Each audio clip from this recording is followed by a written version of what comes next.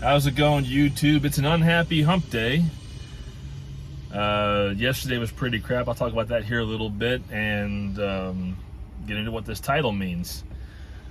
So first up, yesterday went pretty much straight to hell. I had a long unload that took 7 hours, 8 hours of my day, and it cost me my reload option, which was really unfortunate. But unfortunately for me, I didn't really have a good excuse to cancel my second load, which I was going to chain my way from one spot to another and kind of stack my week out here.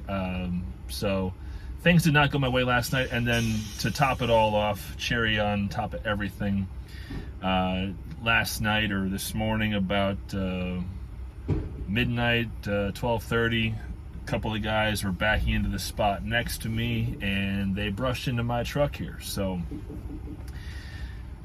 being involved in a truck-on-truck situation like that is never fun. And if you're an owner-operator like me, you own the truck and trailer and you're not at fault, you need to do these three things first and foremost, in my opinion, in order to ensure that you're taking care of yourself. And number one is, at all times through the entire situation, you must protect yourself, meaning your physical person, your assets, meaning truck, trailer, whatever, cargo, the scene, and any potential bystanders and witnesses who might be nearby, who could be at risk of injury from the situation, especially if it involves hazmat or whatever. You need to protect yourself, the assets, the scene, document everything, and make sure that you're taking care of yourself and your business first and foremost.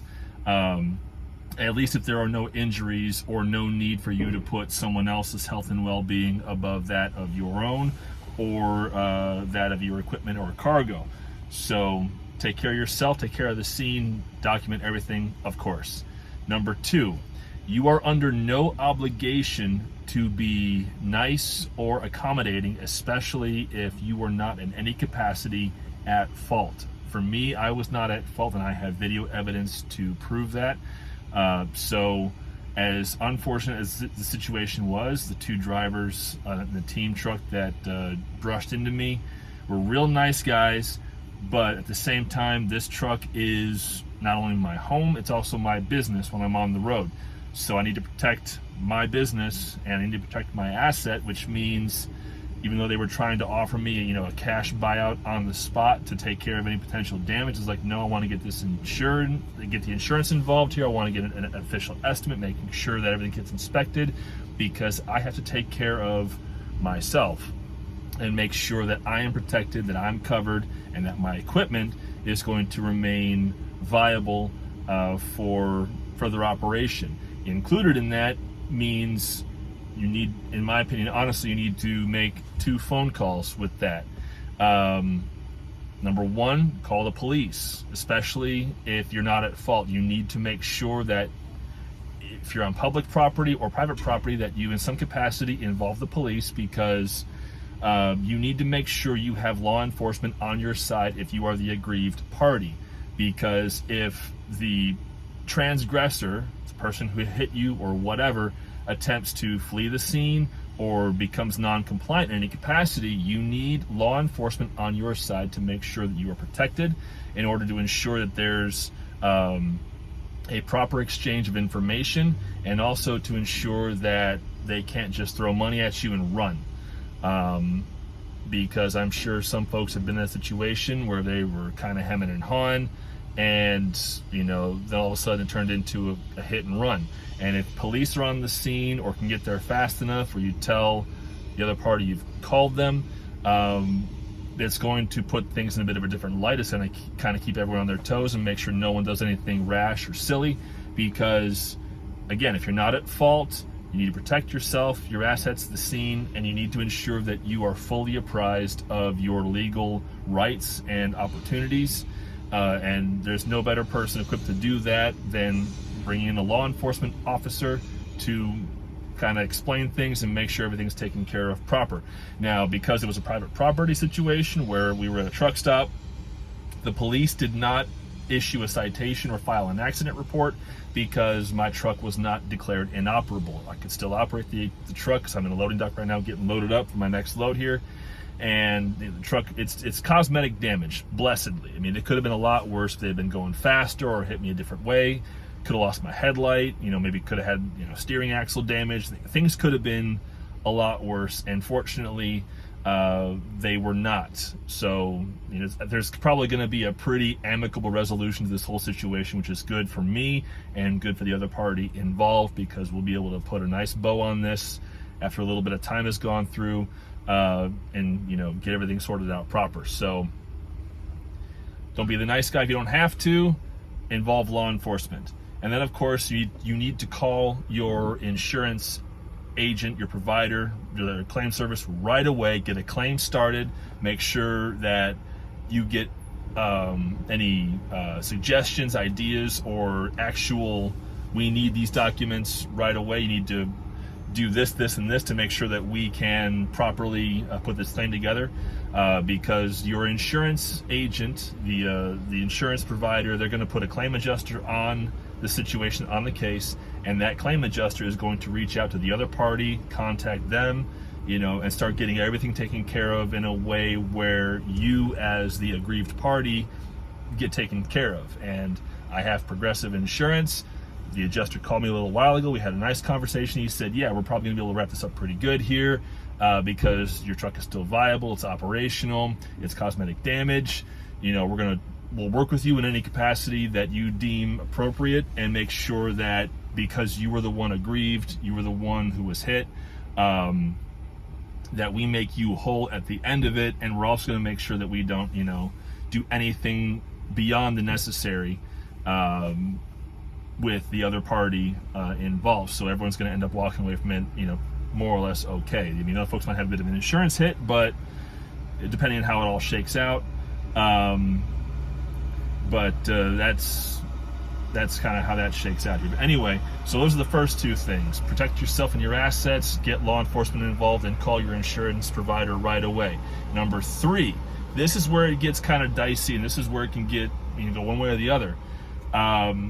When your claim adjuster has contacted you, I recommend you don't take any phone calls from any other party until you've spoken with your claim adjuster and you've been fully informed of your rights under your insurance policy, as well as what your insurance policy is going to do for you in the situation. Now, my claim adjuster talked to me about, okay, this is what your deductible is going to be, this is what's going to happen, how it's going to work out, and this is how all this is going to work. This is the process we're going to go through over the next days, weeks, whatever, to make sure that at the end of the situation, you're taken care of properly. It's like, okay, great, that sounds good. And I asked him, okay, what if the other party reaches out to me and they wanted to set up some kind of a cash payout to take care of this issue? And he said, that is certainly an option that you are free to exercise, provided you and the other party come to a good understanding.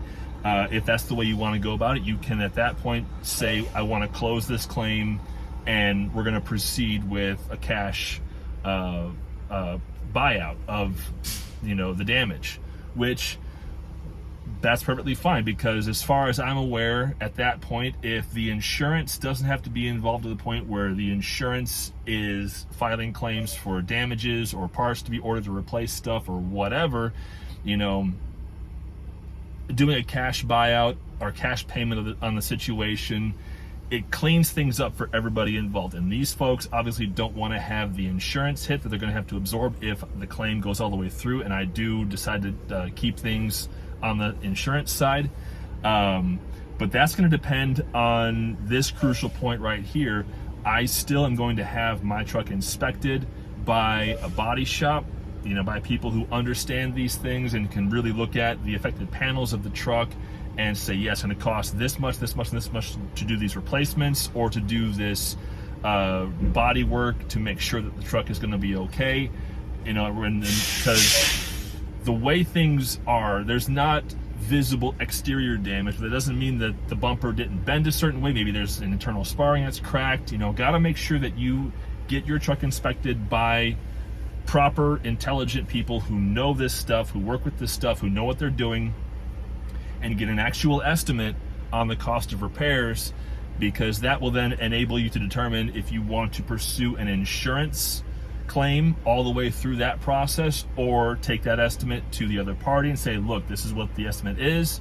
This is what it's going to cost to do the replacement, to do the repair, whatever it is. If you're willing to satisfy this estimate, this invoice, we'll call it good. We'll just take care of it that way. It'll be fine. And if they agree to it, okay, you shake hands, take care of business, you're done. Work gets done on the truck, everything's good to go.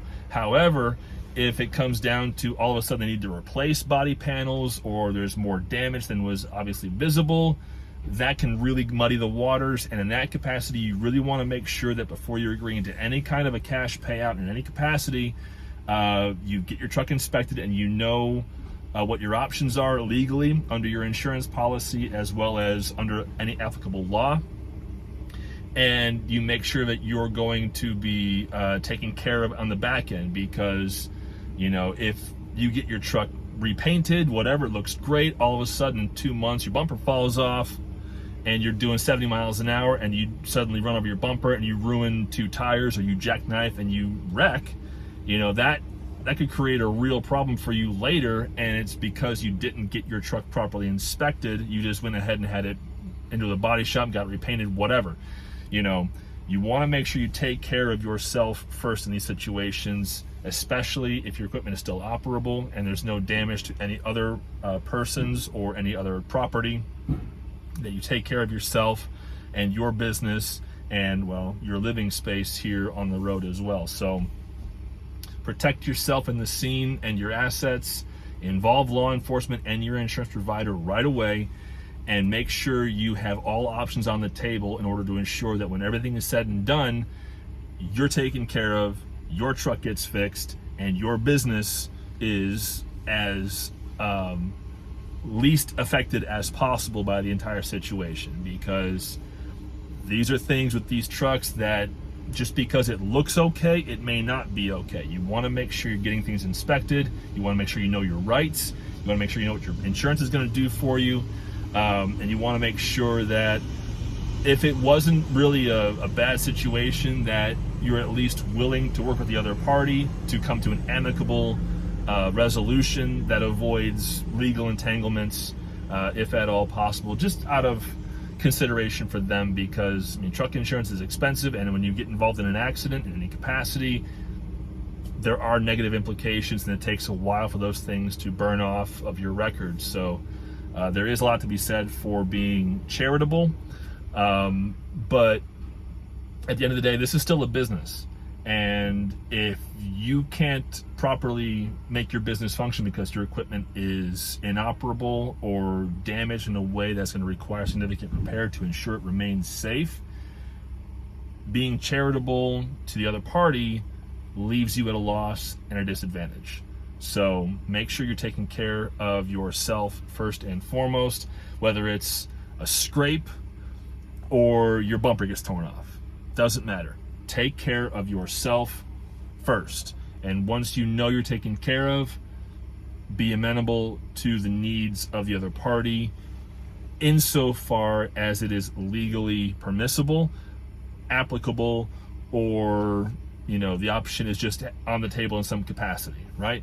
So keep that in mind, and hopefully you'll never have a situation happen to you, but it is what it is. Oh, and then also, last note here, make sure that if you do have a dash cam that's watching out your front window, which you should, that as soon as you've resolved the situation in front of your truck and everyone's kind of shaking hands and gone away, and things are calm, you pull that memory card and you archive that footage, and you make sure you have copies of that set aside, especially if it clearly documents the situation and the incident in question. For example, my dash cam, it rides more or less just a little bit to the center of my passenger seat, and it looks out over my whole hood, both of my hood mirrors, and it's got a nice broad view. And I went back and looked at all of my footage, and I saw the whole incident start to finish of how it happened. So I've got that evidence that clearly puts me in the clear and definitively puts the other party at fault. And you need that to make sure that if anyone tries to come at you, it's like, no, no, no, I've got actual footage. I've got documentation that shows that I was at rest. I was stopped. I was shut down.